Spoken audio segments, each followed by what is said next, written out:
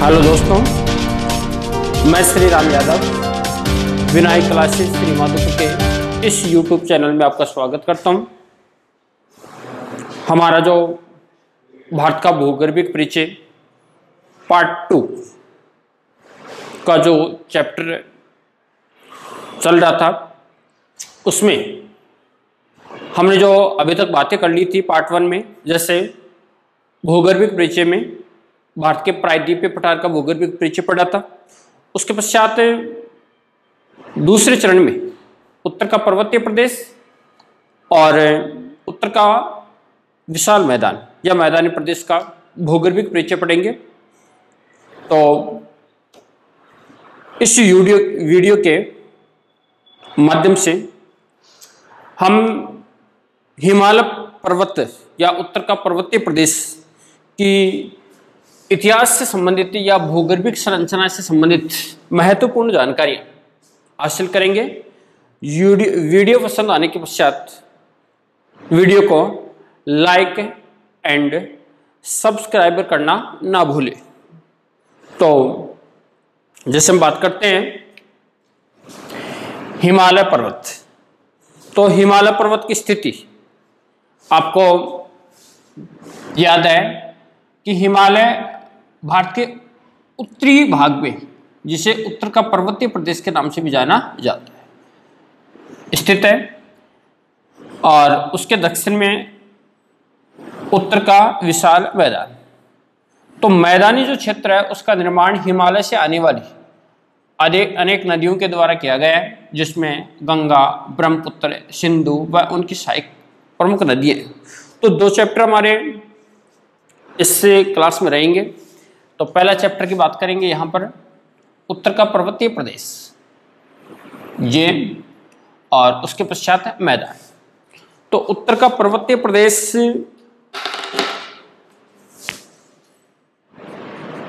का पर्वतीय प्रदेश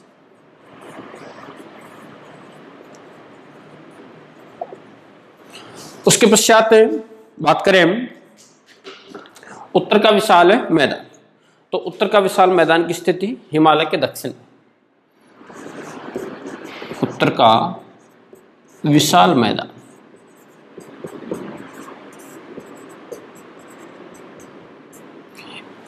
इन दोनों भागों का जो भूगर्भिक इतिहास है उस पर चर्चा करते हैं। तो दोस्तों, हिमालय पर्वत की जो उत्पत्ति हुई, ये 2 प्लेटों के आपस में टकराने से, जिनमें प्लेटें थी यूरेशियन प्लेट व भारतीय प्लेट। तो यूरेशियन प्लेट की स्थिति जैसे बात करें यहां पर यूरेशियन प्लेट,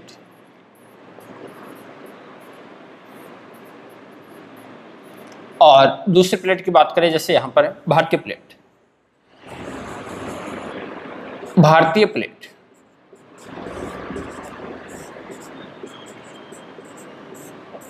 तो यूरेशियन प्लेट और भारतीय प्लेट के मध्य 33 सागर में संपीड़न बल या वलन के द्वारा हुई, और यहां पर विश्व की सबसे ऊंची पर्वत श्रृंखला के रूप में हिमालय पर्वत का विकास हुआ। तो हिमालय पर्वत का जो विकास प्रारंभ होता है, ये प्रारंभ होता है सेनोजोइक महाकल्प, सेनोजोइक महाकल्प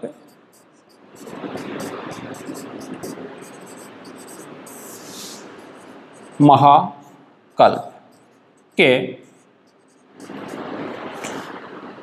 टर्शियरी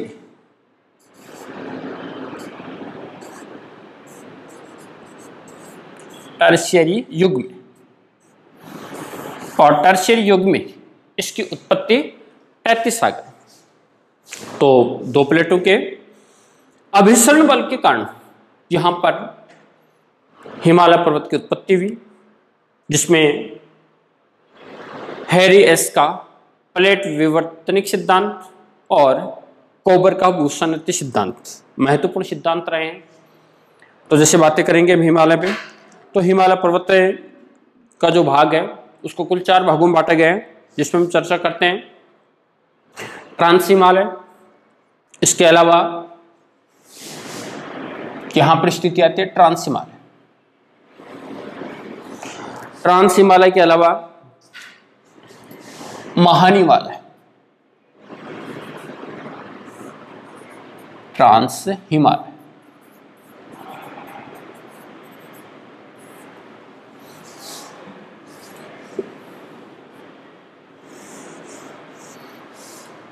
दूसरा इसका बिंदु है महान हिमालय। महान हिमालय की स्थिति यहां पर ट्रांस हिमालय के दक्षिण में। इस महान हिमालय या वर्ध हिमालय में विश्व की सर्वाधिक ऊंची चोटियों का विस्तार आता है। उसके पश्चात बात करें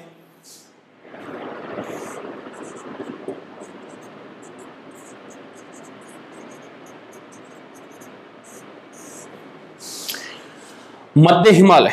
मध्य हिमालय को लघु हिमालय भी कहा जाता है। तो यहां पर स्थिति स्पष्ट होगी मध्य हिमालय की। मध्य हिमालय की स्थिति महान हिमालय के दक्षिण में।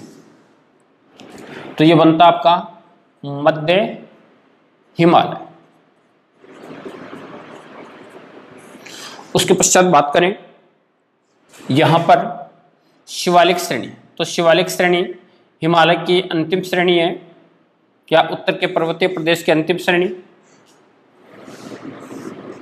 शिवालिक।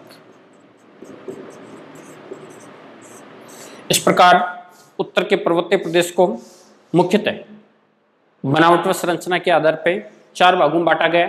तो पहला पार्ट है ट्रांस हिमालय, उसके पश्चात महान हिमालय, उसके पश्चात मध्य हिमालय और फिर शिवालिक श्रेणी। तो इस हिमालय की जो उत्पत्ति हुई वो 33 सागर में, और उत्पत्ति होने का कारण मैंने बताया अभी, यूरेशियन प्लेट और भारतीय प्लेट के बढ़ते दबाव से 33 सागर में जो अवसाद जमा थे उनके ऊपर उठने से यहां पर हिमालय पर्वत की उत्पत्ति हुई। हिमालय पर्वत की उत्पत्ति में सहायक प्रमुख नदियां जो रही, उसमें प्रमुख नदियां हैं जैसे सिंधु,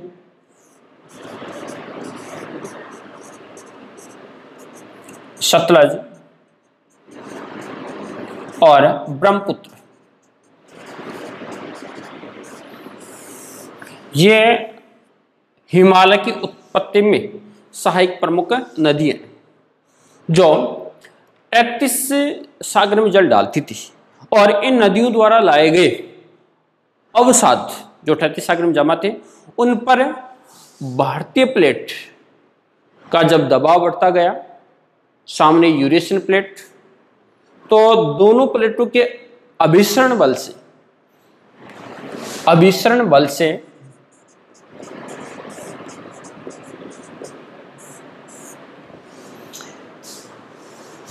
हिमालय पर्वत की उत्पत्ति हुई, जिसके बारे में मैंने बताया अभी कि हिमालय की उत्पत्ति के बारे में जो सिद्धांत दिया गया है प्लेट विवर्तनिक सिद्धांत। तो ये सिद्धांत हैरियस के द्वारा प्रस्तुत किया गया। तो उस सिद्धांत के अनुसार भारतीय प्लेट जो गोंडवाना लैंड का हिस्सा थी, और इससे पहले हमने पढ़ा है भारतीय प्लेट के बारे में, प्रायद्वीपीय भारत के बारे में, कि प्रायद्वीपीय भारत अफ्रीका व ऑस्ट्रेलियन प्लेट से अलग होकर उत्तर की ओर किसकी, और उत्तर की ओर की निरंतर गति करती हुई यूरेशियन, यूरोप और एशिया की प्लेट से टकराई, और टकराने से यहाँ पर विश्व की सबसे लंबी पर्वत श्रृंखला की उत्पत्ति हुई। तो हिमालय विश्व की सबसे ऊंची पर्वत श्रृंखला है। विश्व की सबसे लंबी पर्वत श्रृंखला एंडीज। बात करें लंबाई की दृष्टि से हिमालय का विश्व में 4था स्थान है।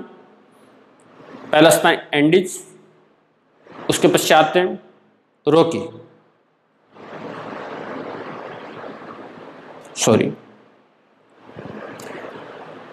हिमालय लंबाई की दृष्टि से विश्व की तीसरी लंबी पर्वत श्रृंखला है।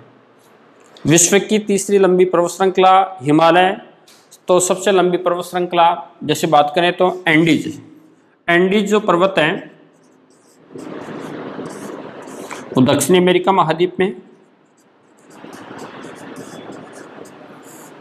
इसके अलावा दूसरी लंबी पर्वत श्रृंखला रॉकी पर्वत श्रृंखला उत्तरी अमेरिका महाद्वीप में।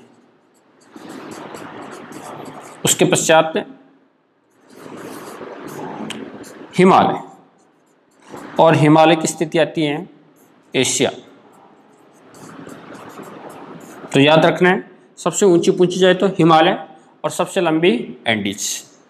और हिमालय को जो रूप दिया गया है उत्तर का पर्वतीय प्रदेश, जो भारत का एक महत्वपूर्ण भौतिक प्रदेश भी है। तो जैसे हम आगे बात करते हैं हिमालय से, हिमालय की उत्पत्ति, हिमालय के अनेक श्रेणियों की उत्पत्ति कौन से कालक्रम में हुई। तो सबसे पहले बात करें हम ट्रांस हिमालय। तो ट्रांस हिमालय हिमालय की उत्पत्ति से पहले स्थित था, यूरेशियन प्लेट का हिस्सा है। इससे तिब्बती हिमालय के नाम से भी जाना जाता है। तो तिब्बती हिमालय या ट्रांस हिमालय की अनेक श्रेणियां हैं, जिसमें आएंगे काराकोरम, लद्दाख, जास्कर, कैलाश श्रेणी। तो सबसे पहले हम बात करते हैं हिमालय की।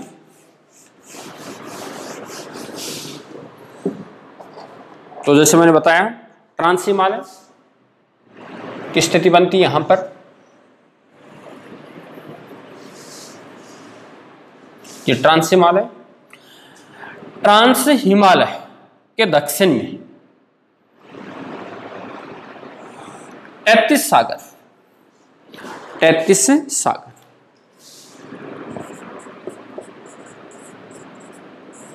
सागर में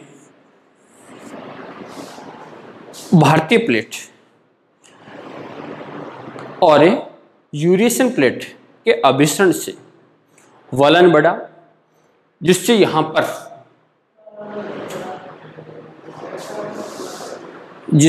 पर इयोशिन से प्लायोशियन युग के मध्य, इयोशिन से प्लायोशियन युग के मध्य इंडो सांगपो सच्चर जोन का निर्माण हुआ। तो इंडो सांगपो सच्चर जोन की जो स्थिति है वो ट्रांस हिमालय के दक्षिण में,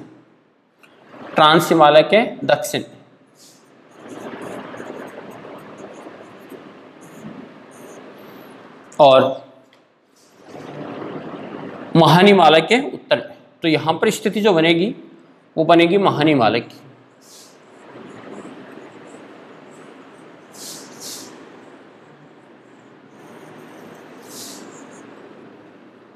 ये महान हिमालय,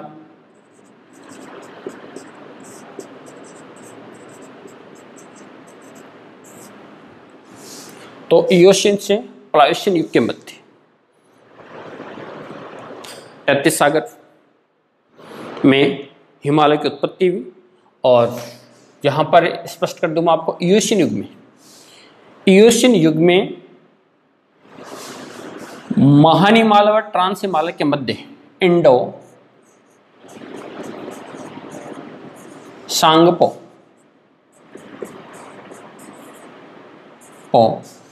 सच्चर जोन का निर्माण हुआ।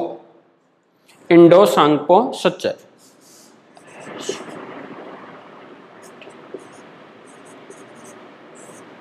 जोन।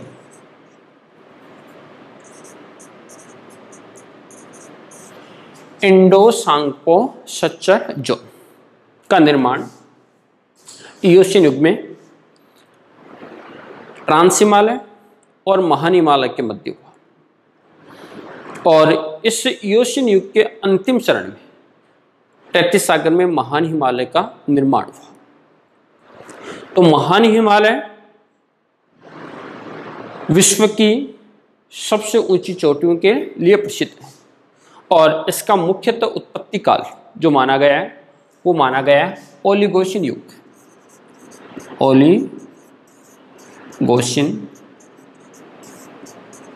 युग।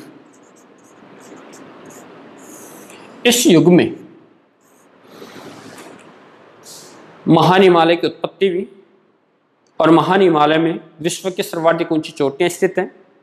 इन चोटियों की बात करें तो जैसे कंचनजंगा जो सिक्किम व भारत की सीमा पर स्थित है, विश्व की सबसे ऊंची चोटी माउंट एवरेस्ट। माउंट एवरेस्ट की स्थिति नेपाल व तिब्बत की सीमा पर है।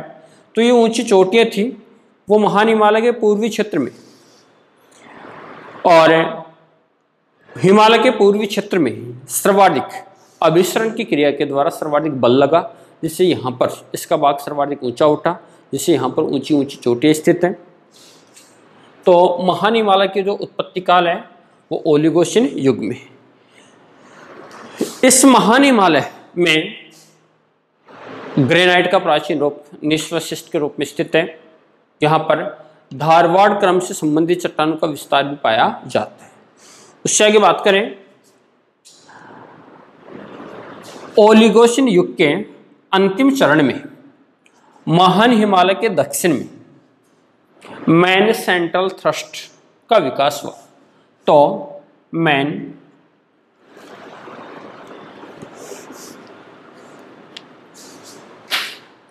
सेंट्रल थ्रस्ट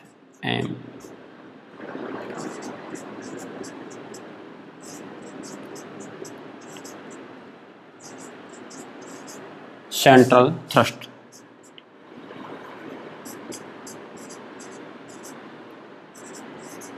तो मैन सेंट्रल थ्रस्ट का विकास ओलिगोसिन युग के अंतिम चरण में महान हिमालय व मध्य हिमालय के मध्य हुआ। तो मध्य हिमालय की जो स्थिति बनती है वो बनती है महान हिमालय के दक्षिण में यहाँ पर, और मध्य हिमालय को लघु हिमालय के नाम से भी जाना जाता है। इसमें अनेक श्रेणियां पाई जाती हैं, जिसमें पीर पंजाल, धौलाधर, मंसूरी, नांगटिबा, महाभारत आदि श्रेणियां का जो विस्तार है वो मध्य हिमालय में। अनेक पर्यटन स्थल है मध्य हिमालय में। तो मध्य हिमालय की जो स्थिति बनती है वो बनती है महान हिमालय के दक्षिण में। तो ये जो महान हिमालय से अलग होता है वो अलग होता है मैन सेंट्रल थ्रस्ट के द्वारा। मैन सेंट्रल थ्रस्ट का विकास ओलिगोसिन युग में हुआ। इसके पश्चात बात करें, मध्य हिमालय का जो उत्पत्ति है वो होती है मायोसिन युग में। मायोसिन युग में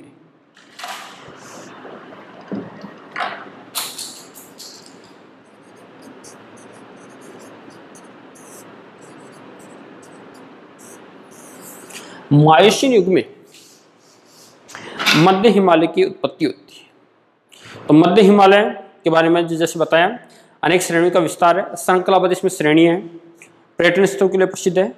और इस मध्य हिमालय की उत्पत्ति के पश्चात इसके दक्षिण में जो हिमालय पर्वत की सबसे अंतिम श्रेणी या सबसे नवीन श्रेणी है उसका विकास हुआ, और इस श्रेणी को बोला जाता है शिवालिक श्रेणी। तो शिवालिक श्रेणी की उत्पत्ति प्लायोसिन युग में भी, यानी कि हिमालय की उत्पत्ति मायोसिन से प्लायोसिन, जिसमें 3 श्रृंखलाएं बनेगी, महान हिमालय, मध्य हिमालय और उसके पश्चात शिवालिक श्रेणी। तो यहाँ पर कटे फटे रूप में स्थित है शिवालिक श्रेणी, पंजाब से प्रारंभ होकर सिक्किम तक श्रृंखलाबद्ध। हिमालय के सबसे निम्नतम या वह सबसे नया रूप है वो शिवालिक श्रेणी में। शिवालिक श्रेणी। तो शिवालिक श्रेणी मध्य हिमालय के से मैन बाउंड्री फॉल्ट के द्वारा अलग होती है, और मैन बाउंड्री फॉल्ट का जो विकास हुआ वो मायोसिन युग के अंतिम चरण में। तो ये अलग होती है man boundary fault.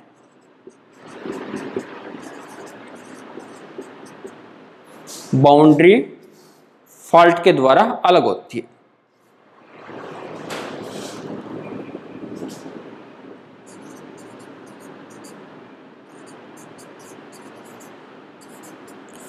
Man boundary fault मध्य हिमालय को शिवालिक श्रेणी से अलग करता है और मैन बाउंड्री फॉल्ट का विकास मायोसीन युग। तो प्लायोसीन युग में शिवालिक श्रेणी का उद्भव होता है। तो शिवालिक श्रेणी का जो उत्पत्ति काल है वह है प्लायोसीन युग। शिवालिक श्रेणी का जो विस्तार मिलेगा पंजाब से लेकर सिक्किम तक श्रृंखलाबद्ध, उसके पश्चात इकट्ठे रूप में स्थित है।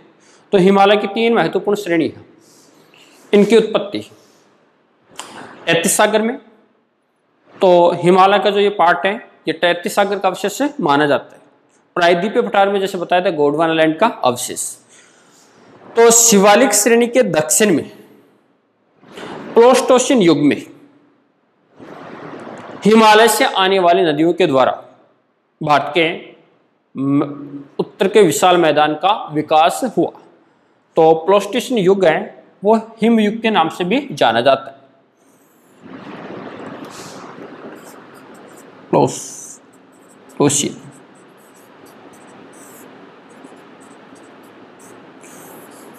और प्लोस्टोसिन युग में शिवालिक के दक्षिण में हिमालयन फोर्टनल फॉल्ट का विकास हुआ। हिमालयन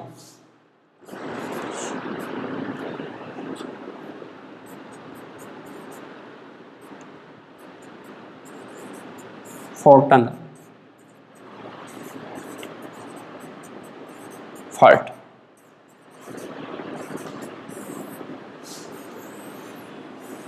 तो हिमालयन फोर्टनल फॉल्ट का विकास प्लोस्टोसिन युग में हुआ और इस प्लोस्टोसिन युग को हिम युग के नाम से जाना जाता है।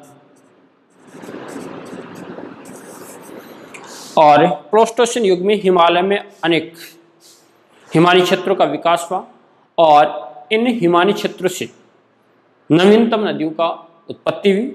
इन नदियों की जैसे बात करें, भारत की सबसे प्रसिद्ध नदियों में बात करें गंगा नदी, इसके अलावा यमुना, घाघरा, गंडक, कोसी आदि नदियां हिमालय से निकलकर शिवालिक श्रेणी के दक्षिण में उत्तर के विशाल मैदान का निर्माण करती है।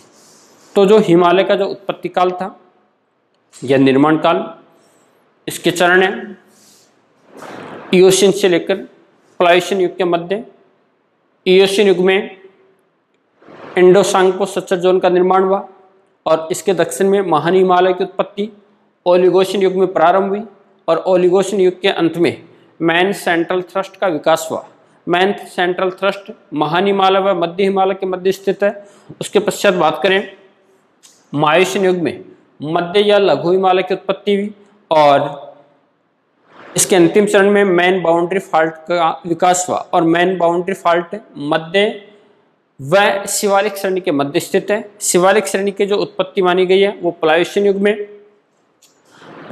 युग में और इस समय शिवालिक श्रेणी के उत्पत्ति के साथ साथ इसके दक्षिण में हिमालयन फोर्टनल फॉल्ट का विकास हुआ।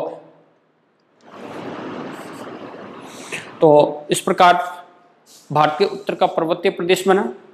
इनमें महत्वपूर्ण चरण रहेंगे 3 श्रृंखलाओं के। तिब्बत का पठार से जुड़ा हुआ क्षेत्र आता है ट्रांस हिमालय। ट्रांस हिमालय को तिब्बती हिमालय भी कहा जाता है, जो इससे जुड़ा हुआ है यूरेशियन प्लेट से। तो इस प्रकार हिमालय पर्वत की उत्पत्ति हुई। बात करें उत्तर का विशाल मैदान, तो जो मैदानी क्षेत्रों का निर्माण हुआ ये प्लोस्टोसिन युग में ही भारत के तटीय मैदानों का निर्माण भी हुआ, जिसका कारण था समुद्रों में जल स्तर में परिवर्तन, जिससे भारत के तटीय मैदान बने। और तटीय मैदानों की जो स्थिति बनती है भारत के पश्चिमी तट और पूर्वी तट पर।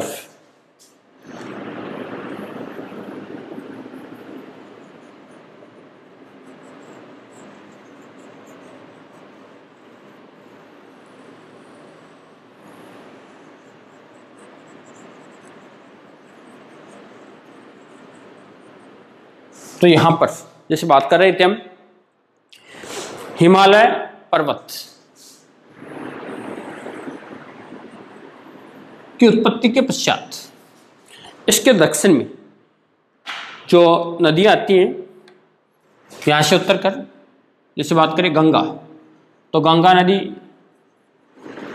इसके अलावा यहाँ पर बात करें तो ब्रह्मपुत्र ने जो मैदानों का निर्माण किया पूर्वोत्तर क्षेत्र में, जिसमें अरुणाचल प्रदेश, असम, पश्चिम बंगाल या बंगाल का क्षेत्र आता है।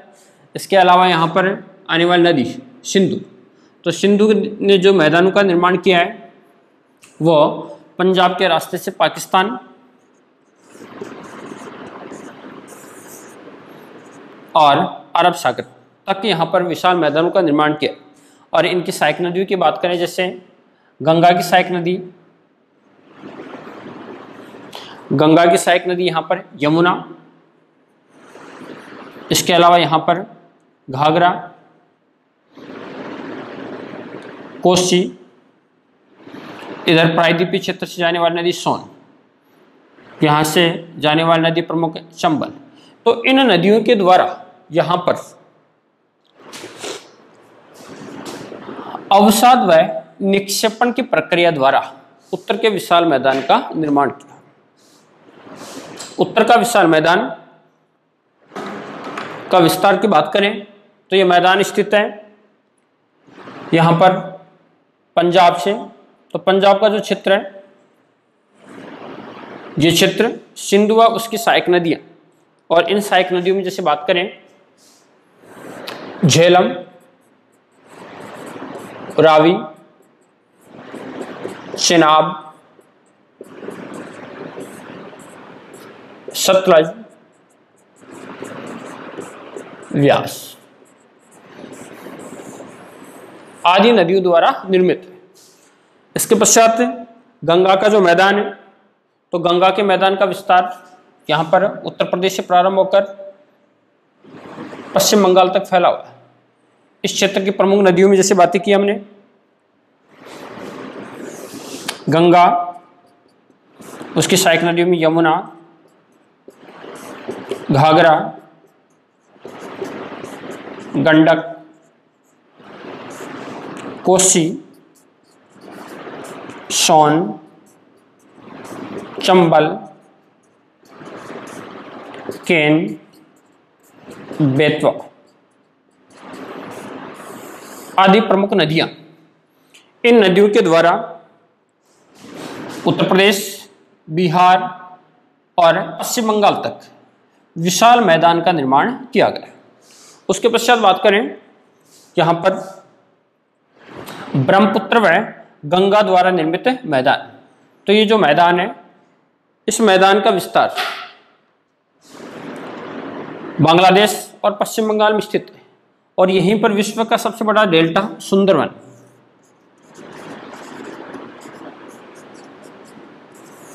विश्व का सबसे बड़ा नदी डेल्टा सुंदरवन स्थित है।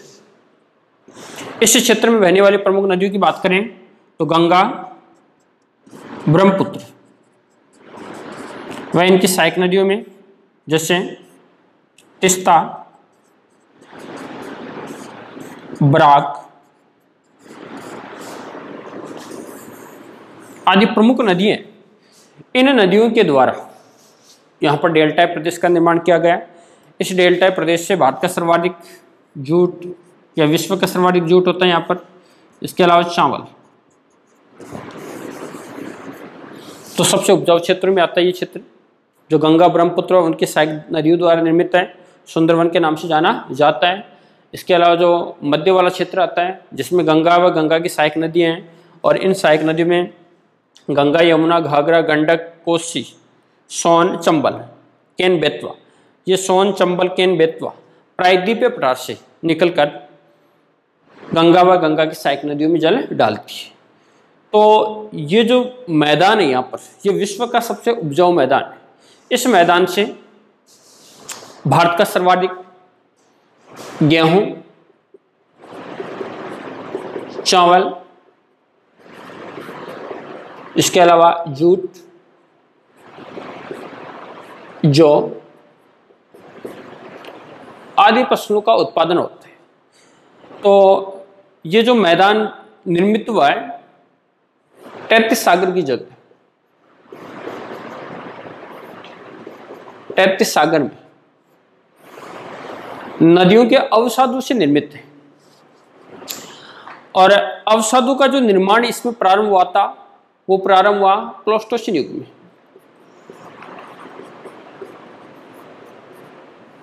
प्लेस्टोसीन युग में